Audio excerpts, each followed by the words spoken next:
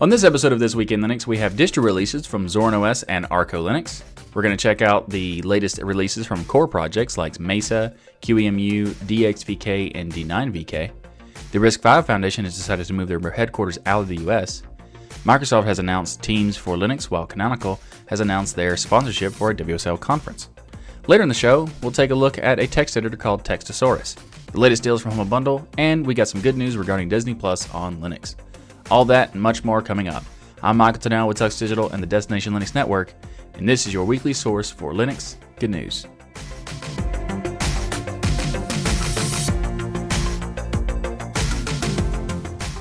This episode of This Week in Linux is sponsored by DigitalOcean. DigitalOcean offers the simplest, most developer-friendly cloud platform. It's optimized to make managing and scaling apps easy with an intuitive API, multiple storage options, integrated firewalls, load balancers, and more. You can get all this plus access to their world-class customer support for as low as $5 per month. DigitalOcean also has 2,000 cloud-agnostic tutorials to help you stay up to date with the latest open source software, languages, and frameworks. And these tutorials are fantastic. They also keep them up to date in general. So if they have a new version of it, if you have like a search engine and you find one of the tutorials, it might say like this is an old version. Click here for the latest one. Really cool. They do keep really on top of that stuff. And if you'd like to get started with DigitalOcean for 1 month for free, you can use a $50 credit by going to do.co/tux. That's do.co/tux. Again, you can get started on DigitalOcean with that $50 credit by going to do.co/tux. And thanks again to DigitalOcean for sponsoring This Week in Linux. Up first in the show this week is Zorin OS 15.1. First of all, this is not a huge update, but there are significant differences in some various things that might be good for the users. And also there's some controversy around Zorin OS recently, so I wanted to address that as well. So first of all, the improvements are to Zorin Connect. They've added a slideshow remote feature, which is really cool. Its ability to hold a button and then use your accelerometer in your phone to adjust the mouse position on the screen. So that is a really cool thing. However, I would point out that this is not, like Zorin Connect is a KDE Connect thing. So if you're not aware, KDE Connect is the best convergence thing I've ever used on a computer. It allows you to connect your Android phone to your computer in so many ways, and I need to make a video on just this one thing because it is so awesome and I love it. So Zorin Connect is essentially a fork of KDE Connect. And now that might be annoying that people were like, why would you fork it just to rebrand it? Because most of the features that I've seen are available in KDE Connect, that Zorin Connect. I don't really know what the difference is technically. Maybe there is one, but I don't know. It seems to be just a branding thing. But I wanted to give a clarification there is that Zorin Connect, it does make sense that they would create a branding thing because if you look at the way that they structure it, their DE is based on GNOME, and GNOME has GS Connect, which is an extension, but you still need, which is a GNOME shell extension, but you still need the KDE Connect software on the system to be running, and you need KDE Connect on the phone, so it's very complicated to explain to people that's how they need to get it to work. Whereas if they just fork all the pieces and then rebrand it to Zorin Connect, it makes it a lot easier to tell them to just have Zorin Connect activated and installed. So I understand why they did that, and KDE Connect is a fantastic piece of software. So let's move on though. They've also implemented Feral Interactive's game mode in this release, which is really cool because it gives improvements to various different gaming elements. They've added a manual schedule option, so you can now choose the exact time of the day to change between light and dark themes. This is in their Zorin Appearance tool, where it allows you to have it used to be like at nighttime, it would just automatically change the dark theme if you set it up. But now you can choose to actually give a specific time of the day that it does it instead of having to do it automatically, or not automatically, but it auto choose the time. This way it'll still do it automatically, but you choose the time when it does it. So that's pretty cool. And this latest version adds a new font that I'm not really sure why this is a part of their release notes, but because it's got a great name, I wanted to include it. And it's called Sans Forgetica, which is based on the Helvetica thing, but Forgetica, because it is a memory-based font to help you remember things that you're reading and that you're basically you're highlighting notes and stuff like that. So it says it was designed using the principles of cognitive psychology to help you remember text better. Its unusual and disrupted letter form subtly prompts users or readers to increase cognitive processing on the text, increasing memory retention. It's the perfect font to use when highlighting important points in your study notes. it looks like it's a font that is missing a lot of pieces, and it's pretty interesting. So I'll have a link in the show notes for the release notes to check out what this font looks like. But I kind of included it just because I like the name of it, of Sans Forgetica. So whatever. So the next thing I want to talk about is the privacy concerns issues with Zorin OS. Now, Zorin OS has received a lot of positive publicity lately in the latest release of its distribution. But it also has been getting some controversy stuff that it's been happening for the past couple weeks or so due to some stuff people have noticed on Reddit. So some users on Reddit were reporting that they were seeing anonymous pings sending anonymous unique identifier or machine IDs of your computer every 30 minutes to the Zorin OS servers without the user consent. Now, this has been responded by Zorin OS previously, and their responses were not, kind of subpar. They were comparing their stuff to Ubuntu, but they didn't understand how Ubuntu did theirs anyways. I don't think that the Zorin OS team were doing anything malicious with the intent. I think they just kind of messed up and, didn't think about something that they should have when in terms of like giving user consent options. They have addressed this though on the installer now, so that when you install Zorin OS, it gives you an option to choose whether or not to consent to this data collection. Whether you want to, if you already have it installed, you can just run a command to get rid of it. But it's not like a ton of data, but at the same time, it is consistently happening, which I think that's the issue there.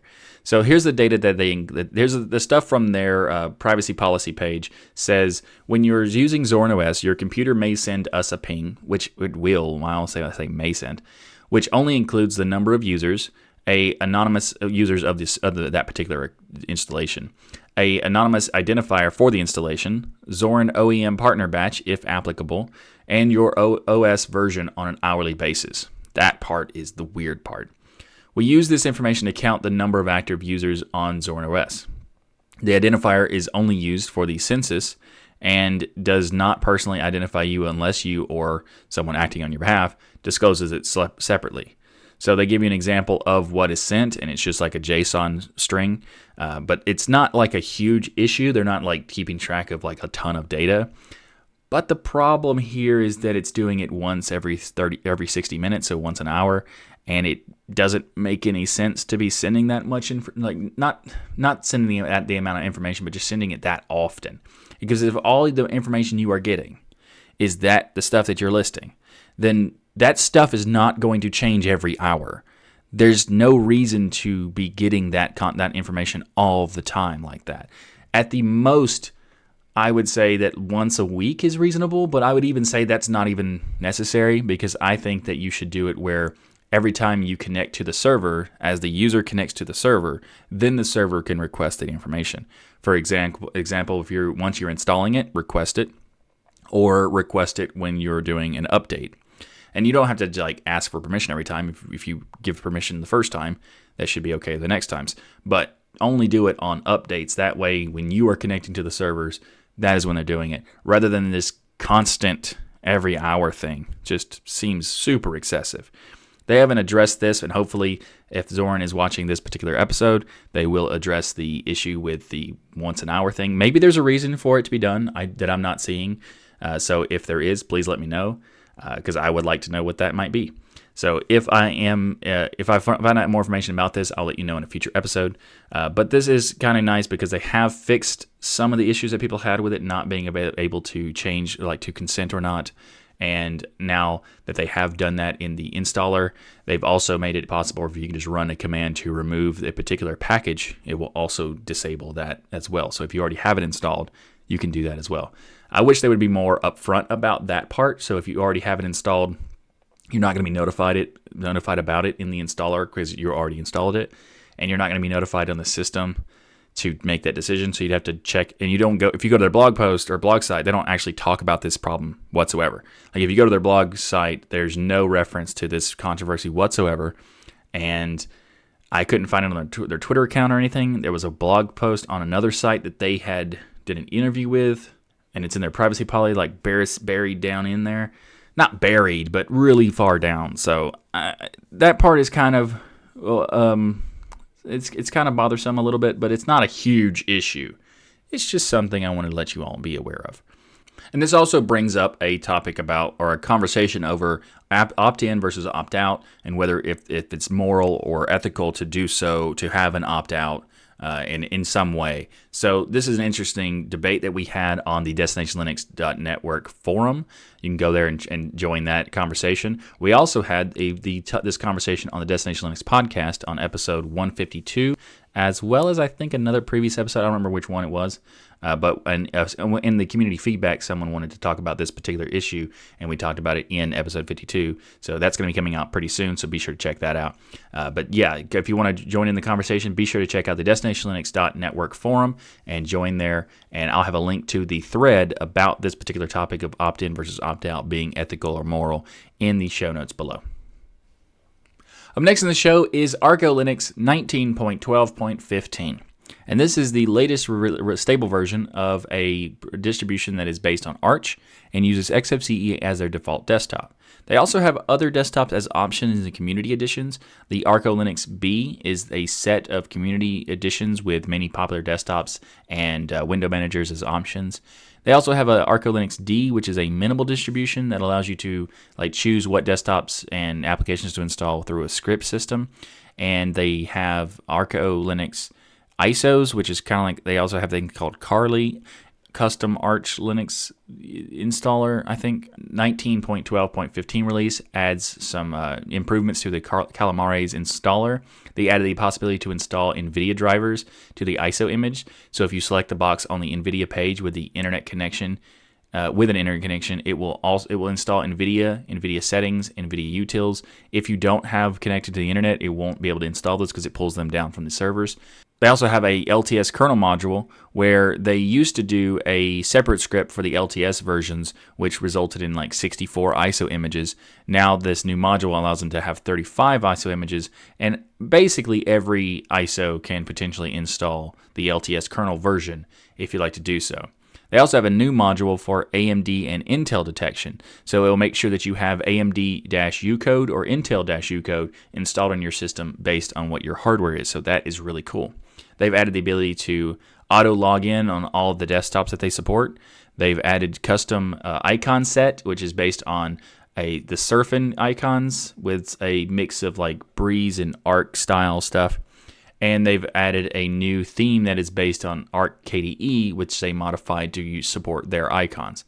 So ArcoLinux is a really cool distribution. They have a lot of great documentation. There's so much effort put into the tutorials and videos that are put on the ArcoLinux YouTube channel that explains the certain things about ArcoLinux and all that stuff. So they put a lot of effort in there, and I respect that effort. You don't need 6 websites for one project. That's just too much. So ArcoLinux is a really cool distribution. They do a lot of great stuff and a lot of great by default configurations on i3 and that kind of stuff. But you still need to reorganize a lot of stuff. Let's move on to the next topic. Next in the show is some really great news and also some confusing news. So let's get into it. First of all, DXVK 1.5 was released, D9VK 0.40 was released, and there's been reports of DXVK being potentially going into maintenance mode, which means not having that much development.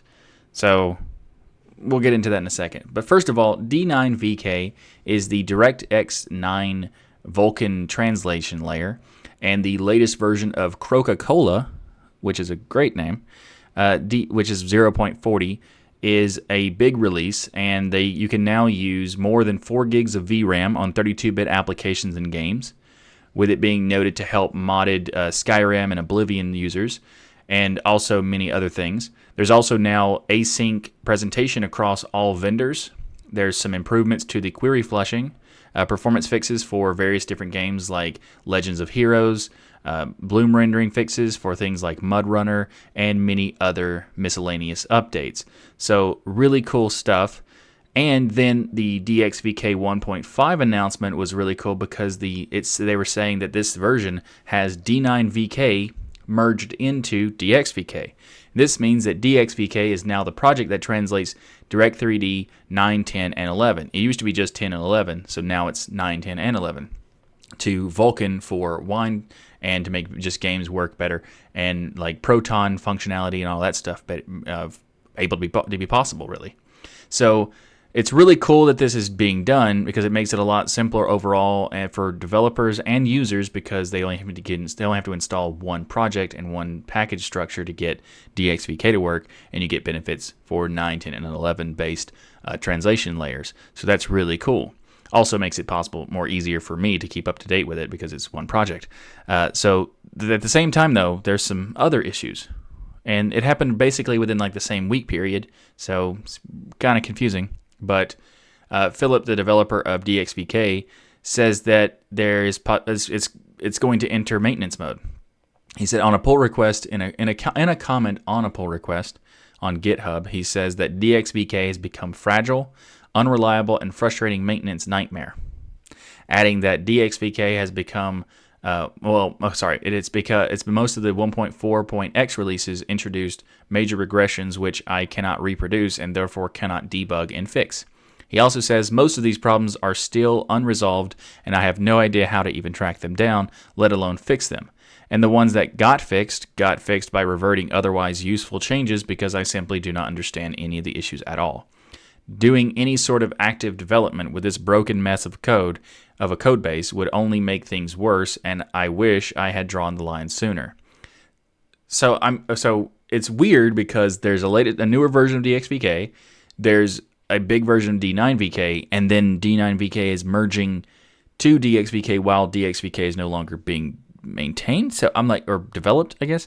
So it's very confusing about what's going on, and they are working on many things still being done, like for Vulkan extensions to DXVK, D9VK was added, like I said. And you may be wondering, what does all this mean for the project? And well, I don't know. I mean, I'll keep an eye on it and let you know whenever there's more information on this, but I don't know what's going on here.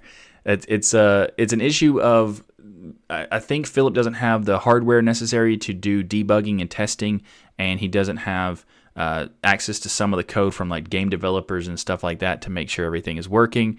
And I'm pretty sure DXVK is made by one person, so that's a huge. Well, D9VK was also made by one or two people, so them merging together kind of helps there.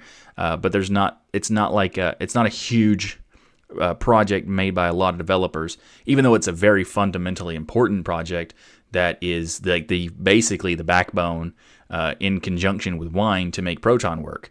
So Wine and DXVK are very vital for Proton. So it is an important project, and it would be a shame to see it go away. So hopefully there can be more people who jump on the development for DXVK, or hopefully Valve will do something about making it work better. Because Valve does actually have, I think he's an independent contractor for Valve, Philip is.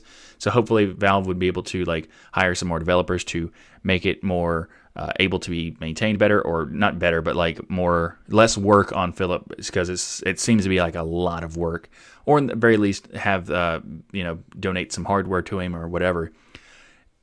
I don't know what's going to go on here. Hopefully nothing bad. Hopefully DXVK project pushes through and thrives, because it is a very important project, and I think that it would be a big shame if it was going away, because it also basically would mean that Proton goes away. So hopefully that doesn't happen. Best of luck to DXVK and D9VK developers. And I'll keep you up to date as soon as I learn more. In some more core news, Mesa drivers 19.3 has been released, and this is a big update for a variety of things like Valve ACO options and Intel open source drivers, and this is a big end-of-the-year upgrade to the open source OpenGPL and Vulkan drivers as well. So also the Intel AMD Radeon drivers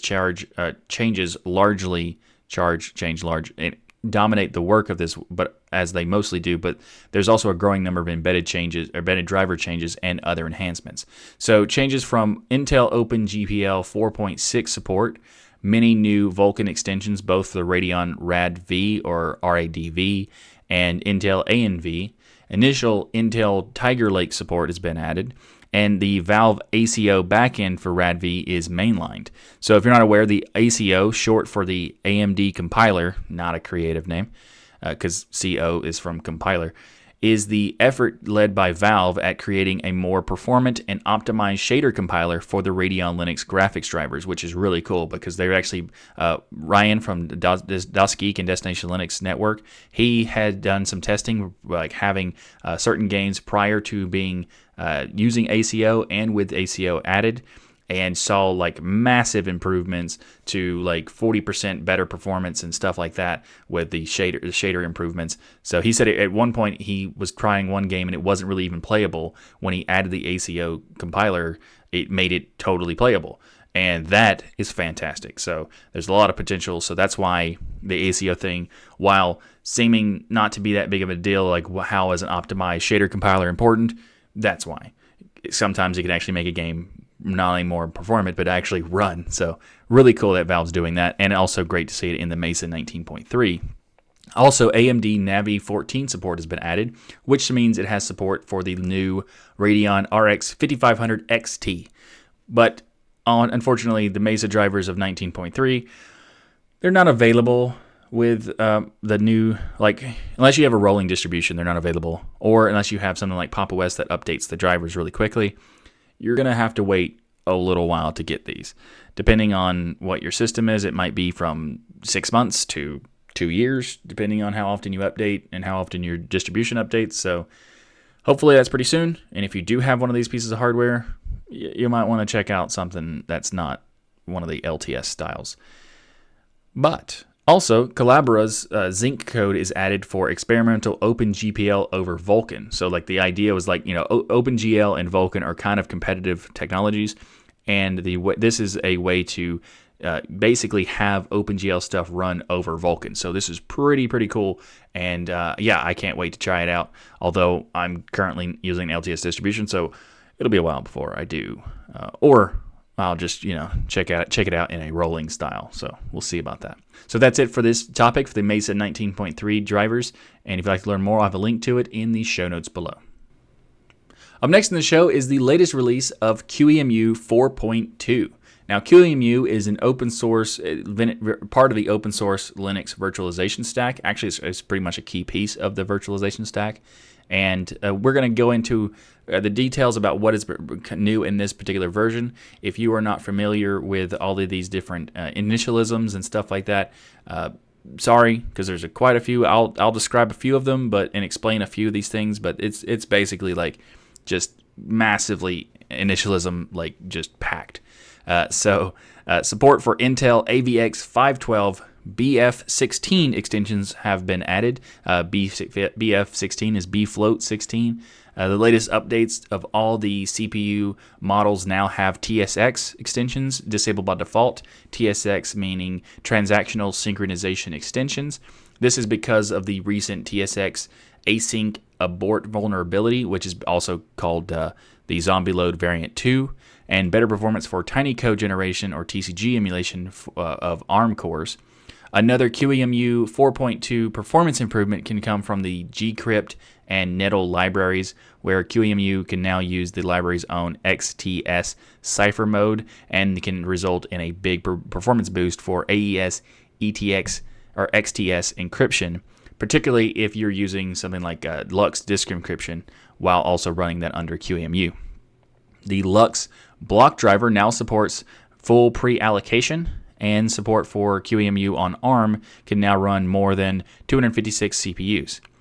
A-Speed AST 2600 model support has been added, and also scalable vector extensions, or ARM SVE, is now supported with the KVM guest on capable ARM SoCs, or system on a chips, and other supported kernels. Also, finally, Apple macOS Hypervisor Framework, or HVF, support is now considered stable for this particular release of QEMU 4.2. So, if any of that stuff made sense to you, thanks for watching this segment. And if not, I'll have a link in the show notes to the latest release of 4.2 of QEMU in the show notes below. Up next in the show is the housekeeping section. So I'm trying to make this one really fast. We have a quick correction for Firefox. Firefox 71, I said that picture-in-picture mode was not available in Linux, and technically speaking, the Mozilla release notes does say that. However, you can do some tweaks in the config section and get it to work. I have a link to a tutorial for that, so just quick note there. Also, if you're not aware, we have an audio feed for RSS feeds that you can subscribe to. You can also subscribe in whatever podcast app you want.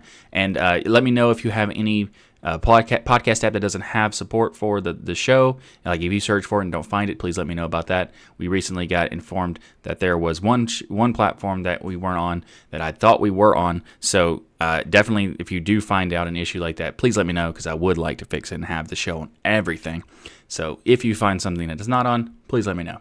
Also, be sure to become a patron if you would like to get any patron-only reward tiers. You can be a patron on Patreon or sponsors, and both of those get the same level of rewards. So whichever one you want to choose is be great, and you get access to unedited versions of the live stream when I do those live streams, access to live streams that are not necessarily available to the public, and also many more things. I have a link in the show notes to both of these.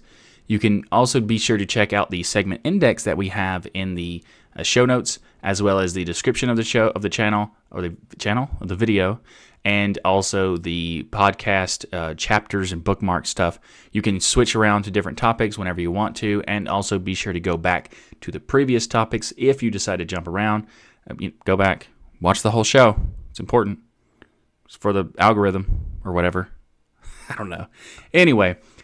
Also, finally, the Destination Linux Network is the network that this show is a part of, so be sure to check that out by going to destinationlinux.network to find out all the other content that's available, and be sure to join the Destination Linux forum, because the Destination Linux Network forum is kind of like the hub of all of the community. So go check that out and become a member there, and you can have conversations with all the creators on the Destination Linux Network and all the other community members as well. So be sure to join that, and yeah, let's get on to the rest of the show. Up next in the show is politics. Yay! RISC-V Foundation says they're going to be saying goodbye to United States as their headquarters. So the RISC-V Foundation wants to ensure that universities, governments, and companies outside the U.S. can help develop open source technology, and due to some political decisions based on the U.S. government doing things like blocking certain countries and certain companies in certain countries being able to use certain technologies and certain trades and stuff with other companies there in the U.S., it's just a mess. And the RISC-V Foundation decided that they don't want to be a part of that, and they're going to be moving their foundation to another country. So in an interview with Chief Executive Callista Redmond and with Reuters, I think it's Reuters actually. Anyway, she said that the Foundation's global collaboration has faced no restrictions to date, but members are concerned about possible geopolitical disruption. It says from around the world that we've heard that if the incorporation was not in the U.S., we would be a lot more comfortable. Redmond said the Foundation's board of directors approved the move unanimously. So if you're not aware, the RISC-V Foundation sets standards for the core chip architecture of RISC-V and controls who can use the RISC-V trademark on products, similar to how other organizations do this for Wi-Fi and Bluetooth. But it does not own or control the technology because it is an open source, architecture. And more than 325 companies or other entities pay to be members of this RISC-V structure, including U.S. and European chip suppliers such as Qualcomm and NXP Semiconductors, as well as China's Alibaba and Huawei. So understandably, there's going to be some issues with the members if they're not going to be able to support the architecture that they're members of. So it makes sense that they're going to be moving, and it also makes sense where they're moving to, because a RISC-V Foundation will be moving to Switzerland instead of the U.S. They haven't said exactly when, but fairly soon, because they've been working on the transition for about a year or so. Pretty quick after this whole nonsense with the political stuff happened. So yeah, politics. Up next in the show is a cross-platform text editor based on Qt or Qt and Scintilla. I don't know if I'm saying that one right, but the other one is Qt, by the way. And this application has a really fun name called Textosaurus. It's just fun to say. And it aims to provide a similar workflow to Notepad++. It has configurable toolbar, configurable icon themes, and has configurable color schemes if you want for the editor, and a variety of different other stuff, including fundamental pieces like code folding, syntax highlighting, support for external scripts, and it also has some pretty cool stuff like a cross-platform plugin API. It has the ability to encrypt files with OpenSSL, and it can record, save, and play back macros, so you can do automation stuff with it. It's pretty cool, and I really like the name of it, Textosaurus. It's fun to say. Anyway, if you're interested in having a application that is similar to or like in the same workflow as Notepad++, you want to have a good Qt version of that on Linux, check out Textosaurus 0.9.13. I have a link in the show notes below. Up next in the show is the announcement from Microsoft that Teams is now available for Linux. If you're not aware, Microsoft Teams is essentially a Slack alternative. It's described as a unified communication and collaboration platform that combines persistent chat, video meetings, and file storage. And they've also released this in a RPM form and a deb form, so you can get those packages based on your distribution. And if you're on, Arch, it's in the AUR and stuff like that. But this is a very popular thing in the corporate environment, as like enterprise companies and corporations will use Microsoft Teams because, it's Microsoft, so they just have that whole thing. And this is actually kind of, and personally I don't care about this thing, but I have got a lot of comments and people on Telegram and people on Twitter sending me messages about how this is good for them because they work for a company that has this as their communication platform, so it makes it possible for them to use Linux as their sole operating system, whereas they used to have to use, for work, they had to use Microsoft Teams on Windows because it was the only way to use the software for them.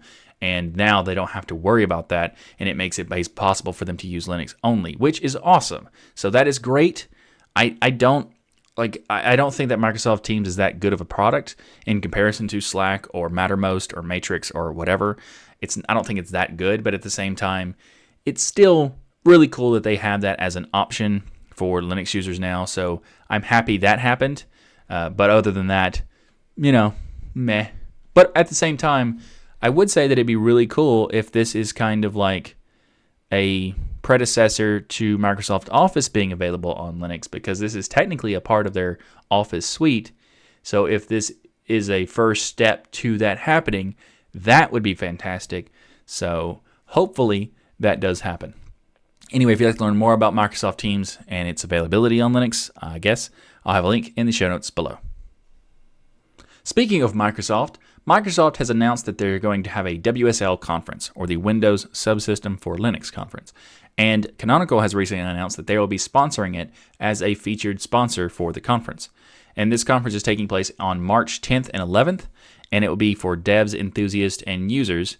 And they're going to have confirmed talks from Canonical's Hayden Barnes, who works as a developer advocate for Ubuntu on WSL, and also Ben Hillis, lead software engineer of Windows Subsystem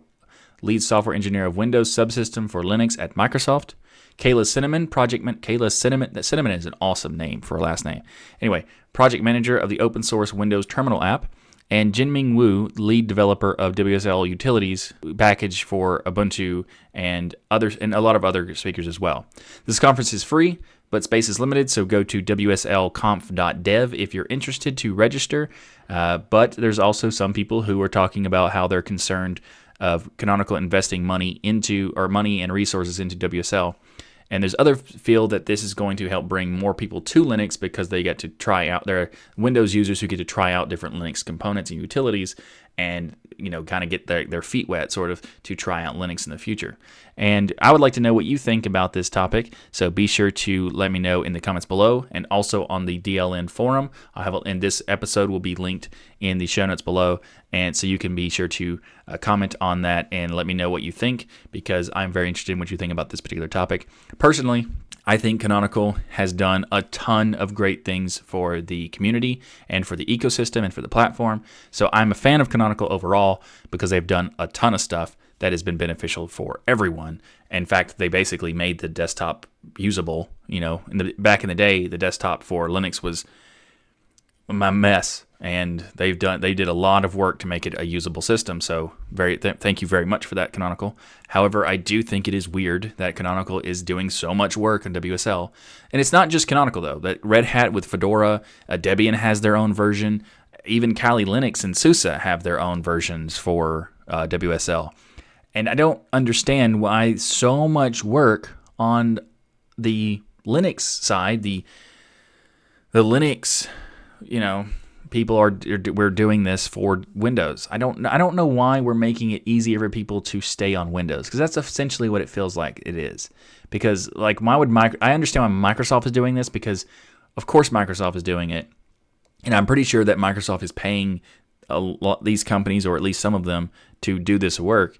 But why are we wanting this to be happen? Like, why are the companies doing it? I just want to know, because it doesn't seem like a reasonable thing. Because if someone is a Windows user and they get the WSL and they're like, oh man, I can't wait to use all these tools. Well, they could have just used Linux anyway, anytime. But now they don't have to, because it's available to them now. Like, so yeah, there might be a small percentage of people that go from ever trying Linux stuff, getting it and go, oh, I wonder what else is next. But I don't think it's enough to justify working on stuff for Microsoft like this. Like, it's just weird. Like, I don't get it. Maybe I'm missing something, and if I am, please let me know in the comments below or on the Destination Linux Network forum thread for this episode. And yeah, I would like to know. And but again, the whole hating Canonical because they're I don't agree with that. I'm not a part of that club. But Canonical, in this particular case, I don't get it. Up next in the show is Disney Plus is now available for Linux. Now, there used to be an issue with Disney Plus on Linux because when it first launched, there was some weird DRM issues where they had the DRM restrictions way too high, and it created an issue where you couldn't use it on Linux for some reason. Now, I don't know if they've actually lowered the DRM restrictions or they've done something else to make it possible to run on Linux, but there's no workarounds for the users necessary. So this is great, and if you're interested in checking out Disney Plus, you can now do so that's cool. I am kind of annoyed that there are all these subscription services are being created, and it's just like this big mess of like there's so many different services that are just, anytime a company can try to get as much money out of you as they can and get it like, $20 or $10 a month or whatever, it's not a big deal, but $10 a month times 50, it gets ridiculous. So at the same time, it's Disney, and they own so much stuff that it kind of makes sense to have their own subscription service, because they have Marvel and Star Wars and their own IPs, and they're creating their own original series as well. But there's, I am kind of disappointed that the Marvel series on Netflix are canceled, because I really like those shows. Well, except for Iron Fist, it was awful. Although Iron Fist as a character in the comics of Marvel is awesome, the show was terrible. Not important, but still true. But I'm a big fan of Marvel. I've been a big comic fan for a very long time. Marvel's my favorite comic company. I guess in the big two. I also like independent, but not important. I could do a whole series on comic books if I wanted, but whatever. Marvel is one of my favorite companies as far as creating content. So I can't wait to get all the shows that they're making for Disney Plus. So I do have Disney Plus, even though I don't really want a new subscription service, but I also wanted to check out The Mandalorian for Star Wars, because as a fan of Star Wars, well, the original trilogy, because the prequels were just garbage, and the newer versions or the newer movies are, well, one, Force Awakens was mediocre. Wasn't terrible, but it was basically just a rehash of New Hope. And then they made The Last Jedi, which was just nonsense. They didn't even understand who Luke Skywalker was, so having Mark Hamill play a character that's not remotely like Luke Skywalker was so weird. Like, the name was Luke Skywalker, but nothing else was. It was just a mess. So, whatever. Moving on. If you're interested in checking out the Disney Plus, you can now do so on Linux, so that's great. And I look forward to checking out the next series for Marvel stuff. Oh, by the way, The Mandalorian. What I meant to say about The Mandalorian is that as someone who doesn't like the newer versions of Star Wars because they don't understand the universe. Like even George Lucas, for some reason, doesn't understand his own universe. So that's how he made the prequels so awful. But The Mandalorian is really good. There's also a lot of memes around it too, but in general, it's a good show. So I'm surprised to say that, but because most of the stuff from, since the 80s from the original trilogy or whatever, has been terrible, and now Mandalorian, pretty good show. Check it out if you want to. Up next in the show, and the final topic, is the Humble Bundles this week. There's a lot of bundles related to games and books in this one, so we're going to just jump into it. Graphic design and visual art bundle for books is available, and this one has freehand, sketching tips and tricks, graphic design theory, readings from the field, the business of design, balancing creativity and profitability, and one I think is a really funny name is the How to Be a Graphic Designer Without Losing Your Soul. So if you want to check that out, I have a link to that in the description as well as the show notes. And just so you know, the links related to this Humble Bundle are affiliate links. So if you decide to purchase these bundles, please use the links below because it helps this show and this channel financially with a small commission from Humble Bundle. So please use those if you don't mind, because I'd be very much appreciative of that.